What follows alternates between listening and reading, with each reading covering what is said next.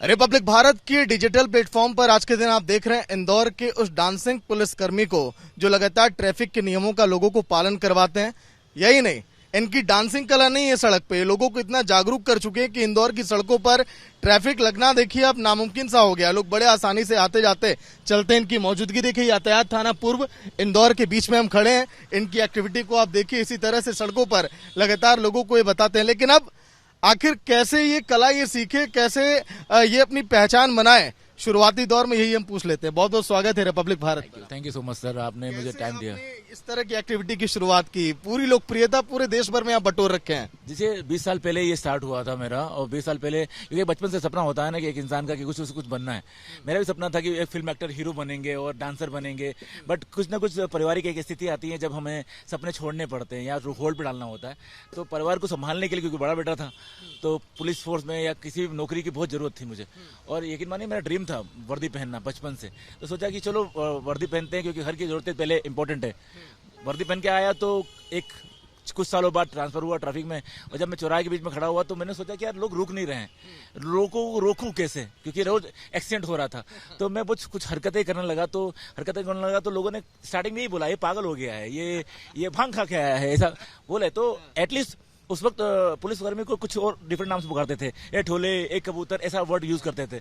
तो जब मैंने डांस करना स्टार्ट किया, मतलब थोड़ा सा हरकत किया, तो लोगों ने कहा पागल हो गया है।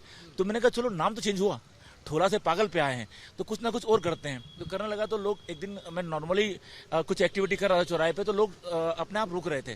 2003-04 में सिग्नल बहुत कम होते थे चौराहों पर। तो हमारे बॉस ने बोला रंजीत क्या कर रहे हो, बोले कि तो मैंने सर क्या हो गया, क्या तुम ऐसे ऐसे चल रहे हो ना तो लोग रुक रहे हैं। तो मैंने कहा अगर चलने पर रुक रहे हैं तो अच्छी बात है कि लोग रुक रहे हैं। लोग रुक नहीं रहे थे रेड लाइट पर। तो मैंने स्टार्ट किया, कंटिन्यू किया कि इम्पैक्ट आ रहा है, लोग रुक रहे हैं, एक ट्रैफिक पुलिस वाले कर्मी को लोग देख रहे हैं। और शायद दुनिया ने पहली बार चौराहे के बीच में खड़ा होकर दुनिया ने देखा होगा कि कोई लड़का। माइकल जैक्सन वाला स्लाइड कैसे करते हैं सड़क पे, एक बार वो दिखाइए आप। देखिए दर्शकों कैसे करते हैं सड़क पे, जी करिए। तो देखिए आप, इसी तरह से इंदौर की सड़कों पर और पूरे देश भर में लोकप्रिय हो चुके हैं। लेकिन हाँ, इनका जो मैसेज है ना पूरे देश भर में जाता है। लोगों को हेलमेट आप बांटते हैं, बुलाते हैं, बड़े प्यार से समझाते हैं भैया हेलमेट पहनिए, अच्छे से चलिए। देश में प्यार की भाषा समझने वाले बच्चे हैं, आपको लग रहा है भैया? आप बिल्कुल बचे हैं। और यकीन मानिए 70% लोग प्यार की भाषा समझ जाते हैं। 30% जो लोग हैं ना, जिनकी वजह से हिंदुस्तान में 1.5 लाख लोग रोड पे मर रहे हैं। हमारा काम उनके लिए प्यार से भी है और रूड भी हूँ। ऐसा नहीं, मैं बोलना नहीं चाहूंगा कि मैं दूध का धुला हुआ हूँ। हाँ, रूड भी बहुत रहता हूँ, क्योंकि मुझे मालूम है कि आपकी एक गलती, आप सॉरी तो बोल देते हो फट से कि हाँ साहब गलती हो गई सॉरी, बट आपकी एक गलती किसी की जान ले लेगी, किसी का परिवार खत्म कर देगी, किसी के परिवार में अंधेरा लेके आ जाएगी। इस वजह से हम लोग ट्राई करते हैं कि लोगों को और अवेयर करें, लोगों को ट्रैफिक सेंस के बारे में जगाएं। क्योंकि हमारे देश का 4.5 लाख युवा कहीं ना कहीं से हाथ पे तुड़वा लेता है रोड पर। सोचिए, जिस युवा को रोड पर भारत के काम आना चाहिए था, जिस युवा को देश के लिए काम आना चाहिए था, वो रोड पर अपने जान गंवा रहा है, रोड पर अपने हाथों तुड़वा रहा है। तो ये बहुत सेंसिटिव मैटर था, जिसको मेरे को लगा कि लाइटली वे में या किसी डांस फॉर्म में करूंगा तो शायद लोग एंटरटेन होंगे। और लोग देखिए, घर से निकलते कोई बाप से मार खा के निकल रहा होता है, कोई बीवी से झगड़ा करके निकल रहा होता है, मेरे चौराहे पे आता है, वो हंस देता है और बोलता है साहब टेंशन खत्म हो गया। किस किस नाम की उपाधि आपको लोगों ने अभी तक दे दी है? देखिए, लोगों ने dancing cop, Singham, Dabangg, Ranjit Singh, icon, city icon and pride of India, बहुत लोग प्यार से बुलाते हैं। और सबसे अच्छा ये लगता है कि जब बच्चे स्माइल करते हैं, जब महिलाएं स्माइल करती हैं, जब बुजुर्ग स्माइल करते हैं चौराहे पे और वो दुआएं देखे जाते हैं ना, मुझे लगता है ये मेरा यही वजह कि दिन भर आप भी स्माइल ही करते रहते हैं। हाँ डेफिनेटली, क्योंकि यार देखिए, रोने से कुछ होना नहीं है। रो के आप अगर कोई अपना भविष्य सुधार सकते हो तो रो लो, है ना। मगर अगर हंस के आप 2 काम करोगे, एक हंस कर आज की दुनिया के अकॉर्डिंग, एक हंसकर आप खुद को खुश करोगे, और एक चीज और करोगे आप, अगर आप हंसे ना तो सामने वाला अपने आप जल जाएगा। अच्छा, 4-5 पॉइंट एक बार कैसे रुकने के लिए इशारा करते हैं, कैसे जाने के लिए करते हैं? सिंपल लॉजिक है कि दुखों को रोको और खुशियों को आने दो। ये एकदम सिंपल चीज है कि स्टॉप का मतलब आप रुक जाइए। आपकी जिंदगी की गम तकलीफें आ रही है ना, तो थोड़ा ठहर जाइए, वो तकलीफें अपने आप चली जाएंगी। हम क्या करते हैं, जब तकलीफें आती है तो फड़फड़ाते हैं। सारा अपने लोगों को समझाया किसका मतलब, दुखों पे रुक जाइए और खुशियों पे आने दीजिए। सिंपल सा लॉजिक है। अगर ऐसा नहीं, और एक और बात है, खुशियां आ रही तो जल्दी जल्दी आने दीजिए, ऐसे जल्दी जल्दी।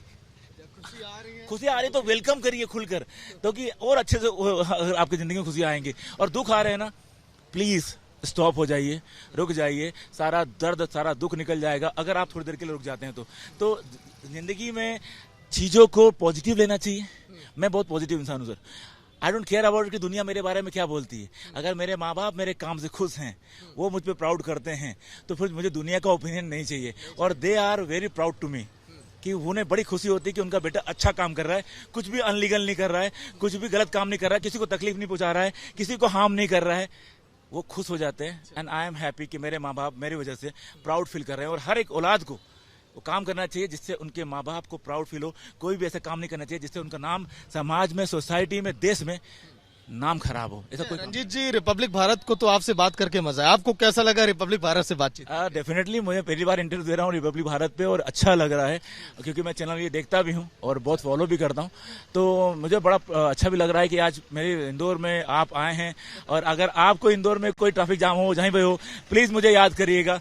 मैंने दिल्ली में, बॉम्बे में भी और इंडिया के 7 स्टेट में जाकर ट्रैफिक संभाला है। तो मुझे बड़ा अच्छा लगता है कि लोग मुझे बुलाते हैं और मैं काम करता हूँ। बहुत इमरजेंसी होती है, हम लोग को नियम तोड़ने पड़ते हैं जब बहुत जल्दी जाना होता है, तो उस टाइम के लिए तो माफ करेंगे ना? मैं हाँ देखिए, यकीन मानिए बिल्कुल नहीं करूंगा। मैं अपने पिताजी को नहीं छोड़ता रोड पर, मैंने उनका तक का चालान बनाया है।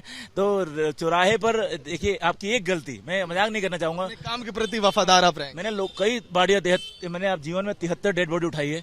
और जब मैं घर देने जाता हूँ उनकी बॉडियों को घर पे, तो उनकी माएँ जिस तरह रोती है ना, यकीन मानिए बहुत ज्यादा आप पाप कर रहे हैं अगर एक इनोसेंट इंसान का रोड पे एक्सीडेंट कर रहे हैं। तो कोई भी कितनी इमरजेंसी हो, प्लीज नहीं करने वाला। शुक्रिया रंजीत जी, बातचीत। Thank you. देखिए, इंदौर के डांसिंग पुलिसमैन, ट्रैफिक पुलिसकर्मी, आइकॉन ऑफ सिटी ने कहा जाता है, इनसे बातचीत हमने की और कैसे नियमों का पालन कराते हैं इन्होंने भी देखिए यहाँ पर बताया। बहुत बहुत शुक्रिया बातचीत के लिए।